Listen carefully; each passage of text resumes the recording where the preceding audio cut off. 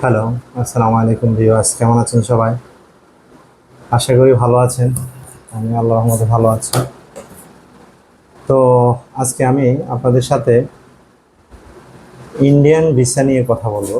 বর্তমানে যে একটা অবস্থা যাচ্ছে ইন্ডিয়ান ভিসা নিয়ে যে সমস্যাটা হচ্ছে সেটা হচ্ছে যে রাজনৈতিক পরিস্থিতির কারণে এখন ইন্ডিয়া অনেক নিয়ম নীতি চেঞ্জ করে ফেলছে। আর এই নিয়ম নীতিগুলো চেঞ্জ করার কারণে অনেকেই ভিসার ক্ষেত্রে অনেক জটিলতার সম্মুখীন হচ্ছে। অনেকে অনেকভাবে ফেসবুকে অথবা আমার যে সব দোকান আছে ওখানে এসে বিভিন্ন রকম প্রশ্ন করেন যে ভাই, ইন্ডিয়ান ভিসা কি হবে বা কবে হবে, কি এইসব বিষয় নিয়ে আমি আজকের আলোচনা করব। নতুন নিয়মে কিভাবে ইন্ডিয়ান ভিসার আবেদন করা হয় বা কতদিন পরে ডেট পাওয়া যায়, কোথায় কিভাবে পাওয়া যাবে, এই বিষয়গুলো নিয়ে আলোচনা করব। তো তার প্রথমেই যে বিষয়গুলো নিয়ে আলোচনা করবো, ইন্ডিয়ান ভিসা করতে গেলে আপনাকে কি কি কাগজপত্রের প্রয়োজন হবে এই বিষয় নিয়ে আগে আলোচনা করব। ইন্ডিয়ান ভিসা করার জন্য প্রথমে এক নম্বরে যে বিষয় সেটা হচ্ছে পাসপোর্ট। পাসপোর্ট সবার ক্ষেত্রেই লাগবে, প্রায় দেশ থেকে অন্য দেশে যাওয়ার জন্য পাসপোর্ট লাগবে, এটা আমরা সবাই মোটামুটি কম বেশি জানি। তবে এই পাসপোর্টের মেয়াদ কতদিন হতে হবে? আমি বলবো ন্যূনতম 8 মাস মেয়াদ থাকতে হবে। বর্তমান প্রেক্ষাপটে ইন্ডিয়ান ভিসা আবেদন করার পর, পেমেন্ট দেওয়ার পরে মিনিমাম 2 থেকে 3 মাস পরে ডেট পড়ে এবং পাসপোর্ট ডেলিভারি হয় 2 থেকে 2.5 মাস পরে। অর্থাৎ অল ওভার আমাদের কুমিল্লায় পাসপোর্ট ডেলিভারির সময় জমা এবং ডেলিভারি নিয়ে 6 মাস লেগে যায়। তাই 1 বছর ভ্যালিড পাসপোর্টের মেয়াদ থাকতে হবে। তারপর 2 নম্বর হচ্ছে 2x2 হোয়াইট ব্যাকগ্রাউন্ডের ছবি, ল্যাব প্রিন্টে অবশ্যই দিতে হবে। তাহলে 2 নম্বরে হচ্ছে ছবি লাগবে। 3 নম্বর হচ্ছে যে আপনার এনআইডি কার্ড অথবা বার্থ সার্টিফিকেট। এনআইডি কার্ড অথবা বার্থ সার্টিফিকেট আমরা এই জন্য বলি, বার্থ সার্টিফিকেট অর্থাৎ পাসপোর্ট করার সময় আপনি যদি বার্থ সার্টিফিকেট দিয়ে পাসপোর্ট করে থাকেন তাহলে বার্থ সার্টিফিকেট দিবেন, আর যদি এনআইডি কার্ড দিয়ে করে থাকেন তাহলে আপনি এনআইডি কার্ড দিবেন। এটা হলো 3 নাম্বার। 4 নম্বরে হচ্ছে আপনার পেশাগত প্রমাণ। আপনি পেশাগত প্রমাণ বলতে আমরা বুঝি আপনি কি করেন। আপনি যদি প্রথমেই বলবো, আপনি যদি ব্যবসায়ী হন তাহলে আপনি ট্রেড লাইসেন্স দিবেন। ট্রেড লাইসেন্সের সাথে আপনি ভিজিটিং কার্ড দিবেন, এর সাথে আপনি আপনার দোকানের পেড দিবেন। অর্থাৎ ব্যবসায়ী হলে এই জিনিসগুলো দিবেন। ব্যবসায়ী যদি না হন, আপনি চাকরিজীবী হন, তাহলে এই ক্ষেত্রে আপনি কী করবেন? চাকরিজীবী হলে চাকরিজীবীর জন্য আপনাকে এনওসি, নো অবজেকশন সার্টিফিকেট দিতে হবে। ঠিক আছে, নো অবজেকশন সার্টিফিকেট দিতে হবে যদি চাকরিজীবী হয়।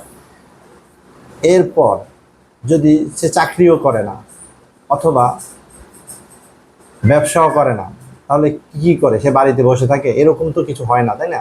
এই ক্ষেত্রে আমরা বলি যে এগ্রিকালচার, অর্থাৎ সে কৃষিকাজ করে। কৃষিকাজ করলে তাহলে ওই ব্যক্তিকে খতিয়ান, আমরা দলিল না, জমির খতিয়ান থাকে, তার বাপের অথবা তার নিজের খতিয়ানের কপি সংযুক্ত করবে।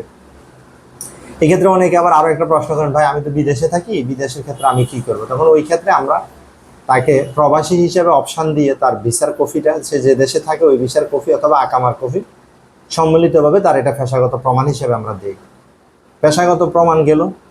তারপরে আছে ফিনান্সিয়াল, অর্থাৎ অর্থনৈতিক, তার ভিত্তিটা কি?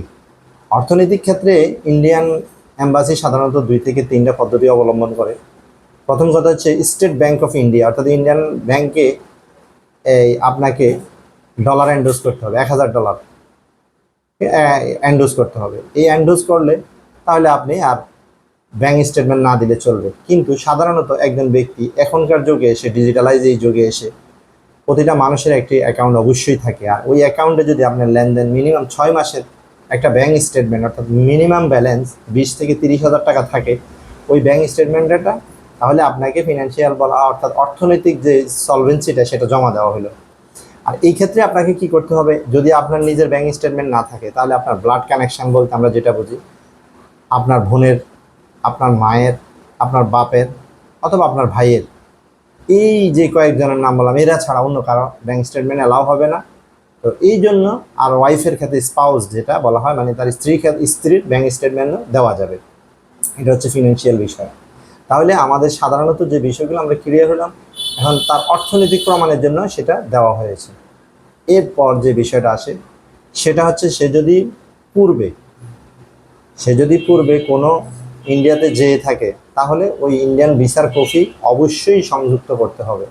এবং এই ক্ষেত্রে কোনো ব্যক্তির যদি একের অধিক পাসপোর্ট, এটা জেনে রাখা ভালো যে ইন্ডিয়ার ক্ষেত্রে একমাত্র শুধু ইন্ডিয়ার ক্ষেত্রে বেশিরভাগ প্রত্যেকটা পাসপোর্ট আপনাকে জমা দিতে হবে, যতগুলো পাসপোর্ট আছে। সেটা যদি হ্যান্ড রাইটিংও হয়, ওই পাসপোর্ট সহ আপনাকে জমা দিতে হবে। যদি কারো এই পাসপোর্ট না থাকে, অনেকে বিদেশের কারণে অথবা কোনো ব্রোকারের কাছে আপনি বিদেশ যাওয়ার জন্য পাসপোর্ট জমা দিয়েছেন, এই ক্ষেত্রে আপনার পাসপোর্টটা আর পান নাই, তখন এই ক্ষেত্রে আপনি কি করবেন?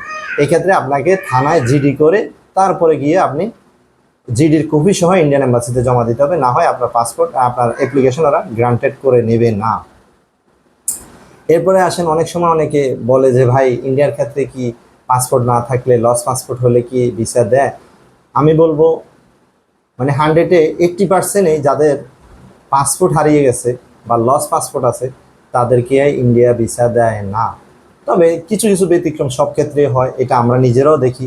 ব্যতিক্রম তো কিছু হবেই, কিন্তু কমন রুলস হচ্ছে ইন্ডিয়ার ক্ষেত্রে কোনো ব্যক্তি যদি পাসপোর্ট হারিয়ে ফেলে তাহলে লস পাসপোর্টে তাকে ভিসা দেয় না। তাহলে আমরা, আর এই ক্ষেত্রে তার আরেকটা বিষয় আমরা যেটা বলবো সেটা হচ্ছে অনেক ব্যক্তির আইডি কার্ডে অথবা আমরা আবেদনের সময় তার প্রেজেন্ট এবং পার্মানেন্ট দুইটা অ্যাড্রেস দিয়ে থাকি। এটা পাসপোর্টেও দেওয়া থাকে যে একজন ব্যক্তির প্রেজেন্ট এবং পার্মানেন্ট দুইটা অ্যাড্রেস থাকে। ওই দুই অ্যাড্রেসকে আমরা যখন ইন্ডিকেট করতে যাব, ওই ক্ষেত্রে আপনাকে, ধরুন আমি আমার হোম ডিস্ট্রিক্ট বলবো কুমিল্লা, আর আমার থানা হচ্ছে লাকসাম। তো এই ক্ষেত্রে আমি আমার প্রেজেন্ট অ্যাড্রেস আমি কুমিল্লা দেওয়া আছে আমার, আর পার্মানেন্ট অ্যাড্রেস আমার লাকসাম দেওয়া। তাহলে এই ক্ষেত্রে আমি কি করব? এই ক্ষেত্রে আপনাকে ইন্ডিয়ান এম্বাসিকে প্রুভ করাতে হবে আপনার পার্মানেন্ট অ্যাড্রেসের তো আপনার পাসপোর্টে দেওয়াই আছে অথবা এনআইডিতে দেওয়া আছে, এই ক্ষেত্রে সেটা দরকার হবে না। কিন্তু প্রেজেন্ট অ্যাড্রেস আপনি কুমিল্লা, আমি আমার কুমিল্লার যে বাসায় থাকি অথবা কুমিল্লা যদি আমি আমার বাড়ি থাকি, এই প্রেজেন্ট অ্যাড্রেসের বিদ্যুৎ বিল, ইউটিলিটি বিল বলি আমরা সাধারণত, পানির বিল, বিদ্যুৎ বিল, গ্যাস বিল, এই জাতীয় বিলের কোনো একটা কপি আপনাকে সংযুক্ত করতে হবে এবং আবেদনের মধ্যে ওই অ্যাড্রেসটাই আপনাকে থ্রো করতে হবে। এই সর্বশেষ যে বিষয়গুলো আমি বললাম, বিদ্যুৎ বিল দেওয়ার মানে প্রেজেন্ট অ্যাড্রেস দেওয়ার পর আপনাকে শুধুমাত্র পাসপোর্টের একটা যেটাতে আমরা বলি তথ্য সম্বলিত পেজ আছে, ওই পেজটা কালার প্রিন্ট করে এবং একটা খালি পেজ কালার প্রিন্ট করে এই ভিসার কপি পাসপোর্টের আবেদনের সাথে, ইন্ডিয়ান ভিসার আবেদনের সাথে সংযুক্ত করতে হবে আপনাকে। সংযুক্ত করে তারপর আপনাকে পেমেন্ট দিয়ে ইন্ডিয়ান এম্বাসির ডেট নিতে হবে। ডেট নেওয়ার পর আপনার ওখানে গিয়ে বায়োমেট্রিকের মাধ্যমে, ফিঙ্গারপ্রিন্ট দেওয়ার মাধ্যমে পাসপোর্ট জমা দিয়ে আসবেন। তারপর তারা রিসিভ দিবে। তাদের নির্ধারিত সময়ের পরে আপনার মোবাইলে মেসেজ আসবে। মেসেজ আসার পর আপনি এম্বাসি থেকে আপনার পাসপোর্ট কালেক্ট করতে পারবেন। তো বন্ধুরা, আজকে এই পর্যন্তই। ইনশাআল্লাহ সামনে আবার নতুন কোনো ইনফরমেশন নিয়ে আমি আপনাদের মাঝে হাজির হব। আল্লাহ হাফেজ, আসসালামু আলাইকুম।